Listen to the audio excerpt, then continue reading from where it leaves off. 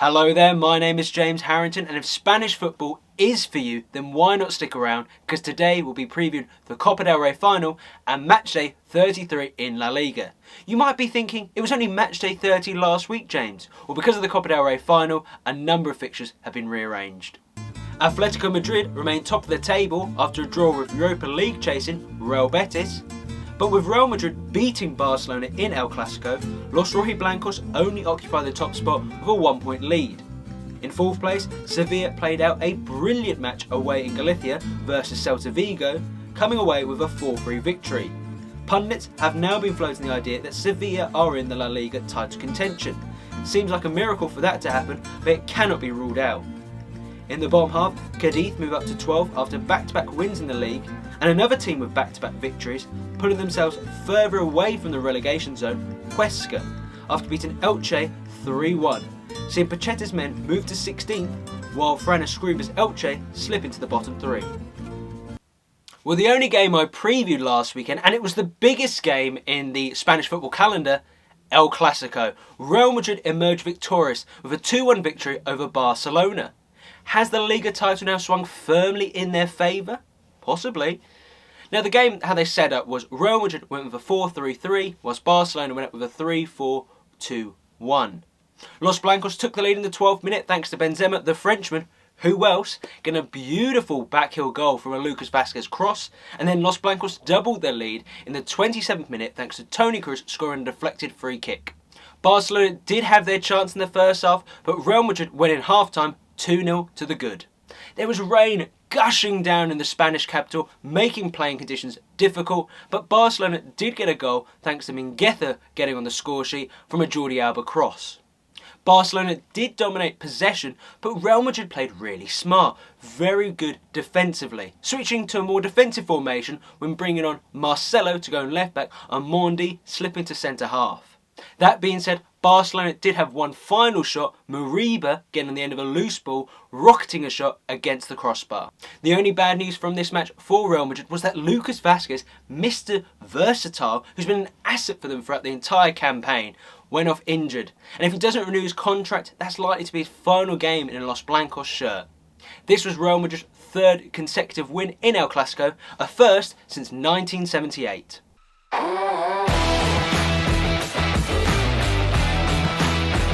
Today is the Copa del Rey Final, and it's between Athletic Club and Barcelona. Now, this is not the first final these two teams have played this season. Back in January, there was the Supercopa, where Athletic Club emerged victorious. Now, you may remember that game distinctively, because that was the first ever match Lionel Messi got a red card for aggressively thrashing out to Asier Villalibre. What made the game even more memorable was the trumpet celebrations by Villalibre at full time. Now in the Copa del Rey, the first time these two teams met in a final was way back in 1920, and they played each other on 8 other occasions. Most recently in 2015, where Barcelona emerged victorious thanks to 2 goals from Messi and now ex-Barcelona player Neymar. Well, let's start with Athletic Club. Now they've won this competition 23 times. However, recently, only a fortnight ago, they were defeated in last year's rearranged Copa del Rey final versus Real Sociedad. It was a really cagey affair, and Real Sociedad emerged victorious with a 1-0 lead thanks to Miguel Oyarzabal penalty, meaning that they took the trophy back to San Sebastian after a 34-year trophyless wait. And unfortunately for Athletic Club, their form hasn't really been good of late, having not won in the last 6 matches. Last weekend in La Liga, they drew 0-0 to Alaves, relegation-threatened Alaves, but it was all down to a Pacheco-inspired performance, giving the side, with a new manager, the point. The only mitigating factor for Marcelino was the fact he heavily rotated Athletic Club.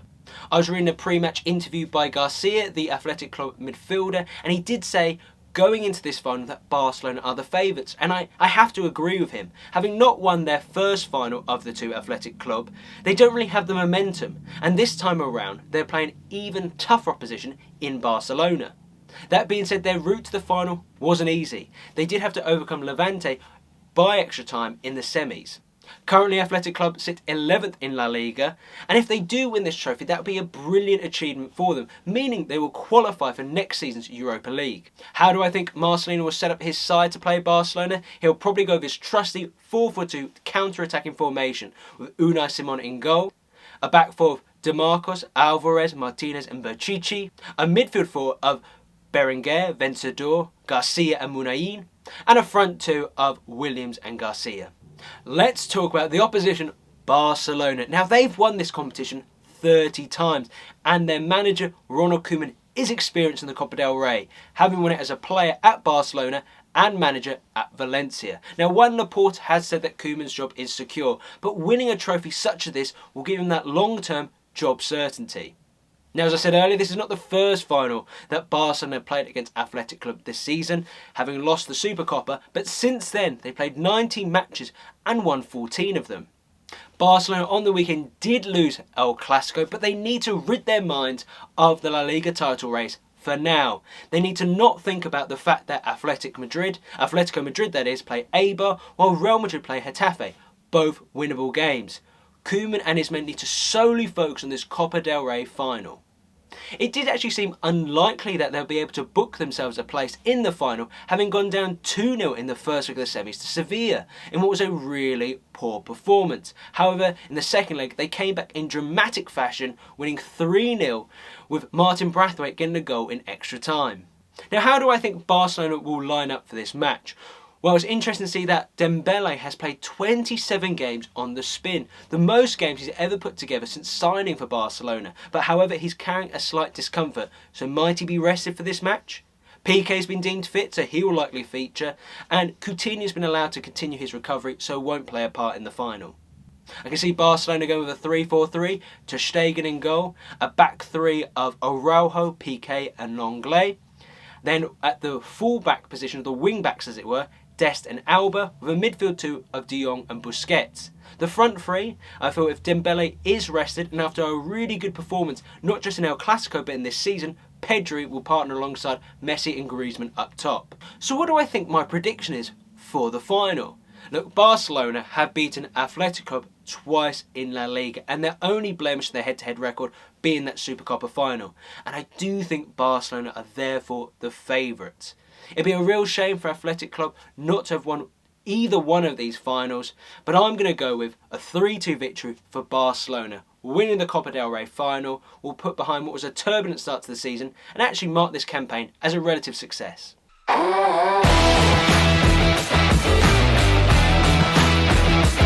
Now let's talk about La Liga, and there's so many interesting games this weekend. Sevilla play Real Sociedad, 4th versus 5th.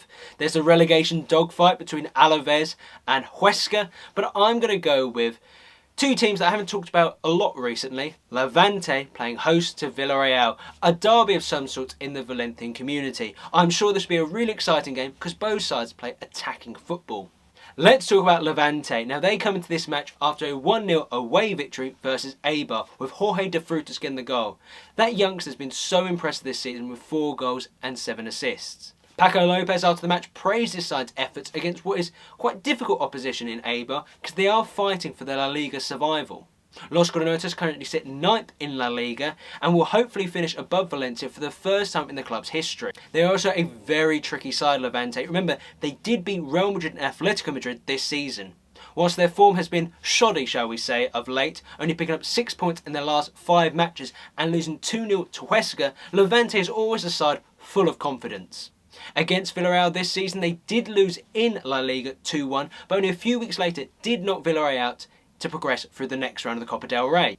There's no new major injury worries for Paco Lopez, and he will always trust his key protagonists, Morales and Roger Martí, both players who got over 10 goals this season for Levante. In welcome news for Levante, Jose Campaña, their influential midfielder, is back in training. Having gone out injured in December 2020, it's unlikely he'll feature this weekend, but it's great to see him back fighting fit. Now the opposition, Villarreal, and what a week they've had. They've now progressed to the semi-finals of the Europa League, having beaten Dinamo Zagreb on aggregate 3-1. On the night, they did win 2-1 thanks to first half goals from Paco Alcacer and Jared Moreno, and they largely controlled the game. Zagreb did put in a better performance than the first leg, but the likes of Samu Chukwueze were dangerous throughout. Progression to the semi-final has set up the juiciest of fixtures versus Arsenal, Unai Emery's former employers. Villarreal have been brilliant in the Europa League this season, having not been defeated in any matches and scoring 28 goals. The thing for Villarreal this season is they've had to manage progressing through the Europa League competition with also qualifying for next season's Europa League in La Liga. Last weekend, however, they did lose 2-1 to Osasuna, somewhat of a shock. Now, Unai Emery did heavily rotate his side, and he didn't play Gerard Moreno to start with. And I know, whenever I talk about Villarreal, I just bang on about Gerard Moreno, but he's such an impressive player. There was a stat that came out that only Messi and Lewandowski of Bayern Munich had been involved in more goals in 2021 than Gerard Moreno, who's done 17 goals and 6 assists across Europe's top 5 leagues. Unfortunately though, he could not inspire a victory, and Moncayola and Budimir gave Arrasate's men the victory. Unai Emery afterwards said he did feel that his team deserved the win, but it was down to the heroics of Herrera, the Osasuna goalkeeper, that prevented that from happening. Now, whilst that defeat did bring an end to 6 consecutive wins, I do like Villarreal's chances going into this match.